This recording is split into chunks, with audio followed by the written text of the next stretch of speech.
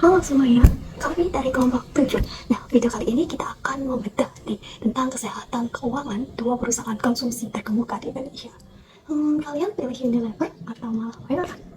Check it out. Wait, sebelum itu, ayo perkenalan. Halo semuanya, aku ada Tera Shopilot dengan NIM akhir 002.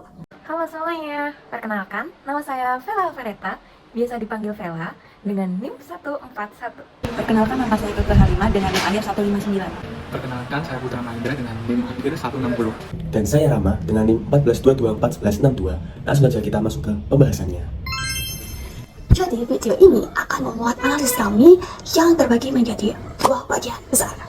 Yang pertama adalah common size, baik secara vertikal maupun secara horizontal. Gunanya apa? Tentu saja untuk mengetahui ini struktur sekaligus tren keuangan dari perusahaan Unilever maupun dari Mayora. Dan yang kedua adalah menganalisis rasio keuangan yang mencakup likuiditas, aktivitas, solvabilitas, dan probabilitas. Untuk apa? Untuk mengetahui nih, menilai kinerja manajemen dari kedua perusahaan tersebut. Baik teman-teman, di sini saya akan menjelaskan terkait company profile dari PT Unilever Tbk, atau singkatannya adalah UNVR. Jadi, PT Unilever Indonesia Tbk ini dia tuh telah beroperasi sejak tahun 1933 dan telah menjadi perusahaan fast moving consumer goods terdepan di Indonesia. Unilever Indonesia ini dia tuh memiliki lebih dari 40 brand yang terbagi dalam dua segmen usaha. Yang pertama ada home and personal care, dan yang kedua itu ada foods. Unilever ini telah go public pada tahun 1982. Nah, dengan Unilever Kompas ini dia tuh kayak strategi bisnis kami nih. Jadi sebuah strategi yang akan membawa kami untuk terus tumbuh, tetapi juga berkelanjutan dan juga bertanggung jawab. Hal ini tuh kayak termasuk meningkatkan kesehatan planet, baik di bumi, selanjutnya ada meningkatkan kehidupan masyarakat, kepercayaan diri, dan juga kesejahteraan. Di sini saya akan menjelaskan tentang company profile PT Mayora Indah Tbk. PT Mayora Indah Tbk didirikan pada tahun 1977 dengan pabrik pertama berlokasi di Tangerang, dengan target market wilayah Jakarta dan sekitarnya. Setelah mampu memenuhi pasar Indonesia, perusahaan melakukan penawaran umum perdana dan menjadi perusahaan publik pada tahun 1990 dengan target market konsumen ASEAN, kemudian melebarkan pangsa pasarnya ke negara di Asia. Yaitu selanjutnya adalah analisis vertikal dan horizontal dari PT Unilever.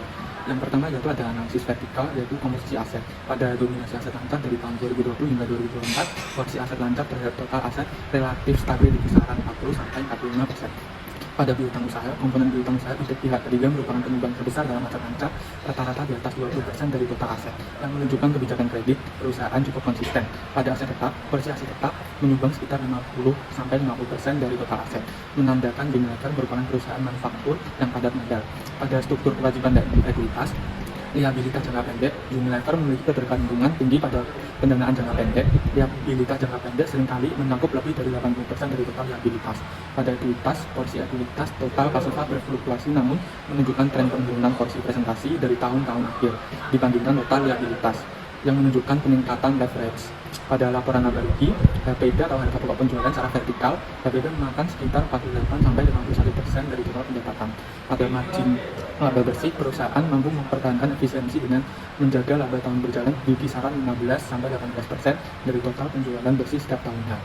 Pada analisis horizontal, pada pertumbuhan pendapatan dan laba, pendapatan bersih terjadi fluktuasi moderat. Penjualan sempat mengalami penurunan tipis namun cenderung stabil di angka 38 triliun hingga 42 triliun. Pada laba bersih, terdapat tren penurunan tipis secara nominal dari tahun 2020 ke tahun 2024. Baik, ini adalah common size PT Mayora Indah Tbk atau Mayor.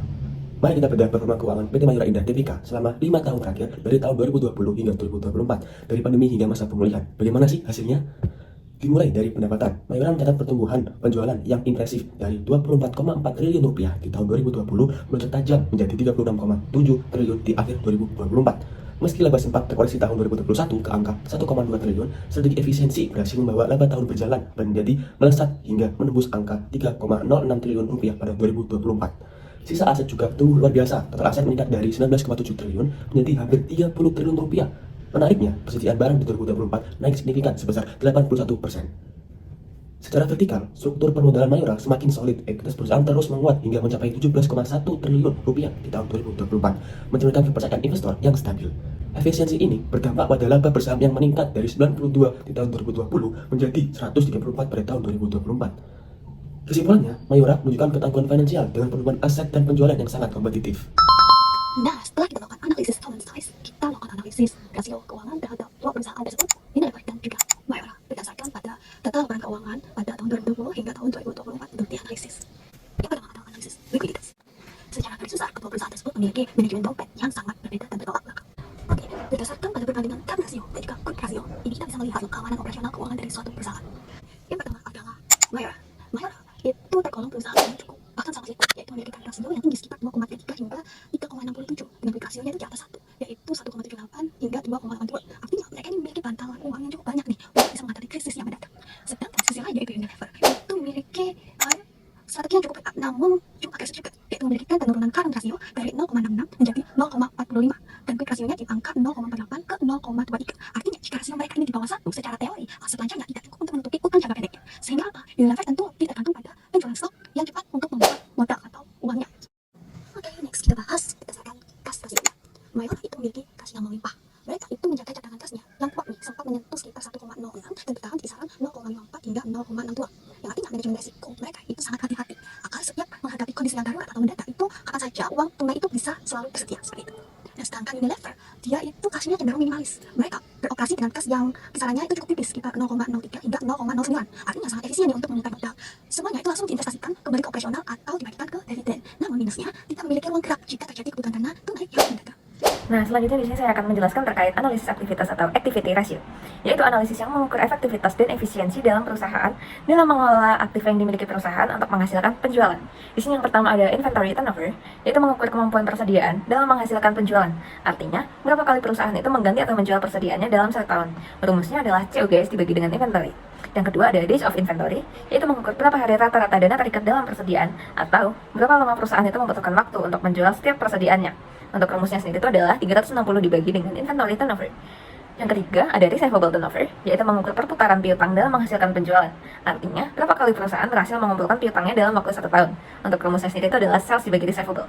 Yang keempat ada days of receivable, yaitu mengukur rata-rata waktu yang diperlukan untuk menerima kas dari penjualan. Artinya, berapa lama rata-rata waktu yang dibutuhkan perusahaan untuk menerima pembayaran piutang tertagih setelah setiap kali perusahaan itu melakukan penjualan kredit. Rumusnya 360 dibagi dengan receivable turnover.